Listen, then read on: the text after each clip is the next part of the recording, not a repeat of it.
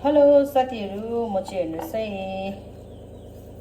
साथीहरू, आज चाहिँ म चाहिँ डिनरमा नि के बनाउन आँटेको छु भन्दा चाहिँ भेज मोमो बनाउन आँटेको है ल।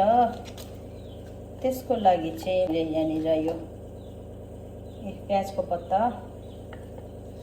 लाइक काट्दैछु साथीहरू। यो चाहिँ मैले अघि भन्दै बिर्सेछु साथीहरू, यो चाहिँ नि कि यो प्याजको पत्ता देख्नुहुँदैछ, यो चाहिँ मेरो आफ्नै बारीको अर्ग्यानिक हो ल।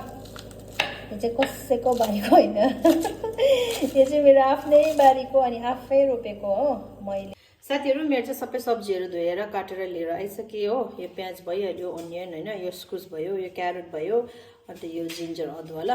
म चाहिँ यति नै हालेर मिक्स भेज बनाउँछु मोमो ल।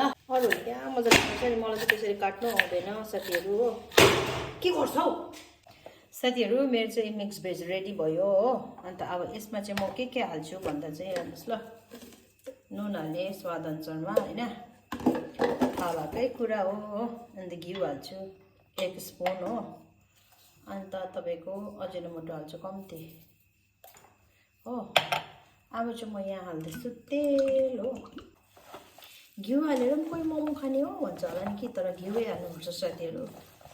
घिउ हाल्नुपर्छ किनभने चिज हाल्नुपर्छ ल भेजमा चाहिँ।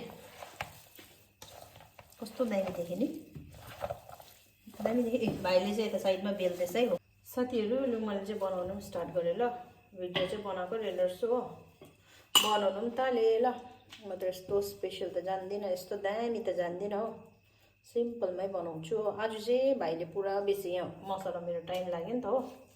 यसले अलिकति आज चाहिँ उयो आँटा चाहिँ बेसी उयो मोलेछ हौ। यसले मलाई सोध्दै थियो पानी हालौँ चाम्रो छ भन्दै थियो। मैले होस् होस् भने होइन, भरे अलिकति चाम्रो भएछ। अन्त यो उयो बेकिङ सोडा पनि ज्यादा भएछ।